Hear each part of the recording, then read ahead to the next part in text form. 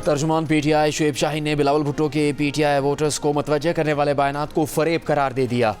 Programme आज शाहजेब खानजादा के साथ में गुफ्तगू करते हुए कहा कि बिलावल भुट्टो एक तीर से कई शिकार करना चाहते हैं। पीडीएम हुकूमत में पीपल्स पार्टी और नून लीग दोनों ने पीटीआई पर जुल्म किया। प्रोग्राम में गुफ्तगू करते हुए रहनुमा पीपल्स पार्टी नदीम अफजल चंद ने दावा किया कि हुकूमत बनाने के लिए पीपल्स पार्टी की तरजीह पीटीआई और पीटीआई की तरजीह पीपल्स पार्टी होगी।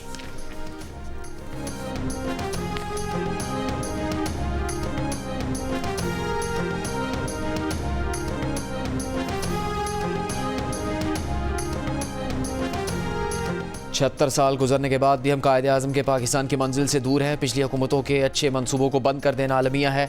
साबिक वज़ीर आज़म और सदर नून लीग मियाँ शहबाज शरीफ की तलबा तालिबात से गुफ्तगू। कहा, कौमी मसाइल हल करने के लिए वसाइल की कोई कमी नहीं, लेकिन मसाइल से निपटने के लिए हमें मिलकर मजबूत क़ुव्वत इरादी का मुजाहरा करना होगा।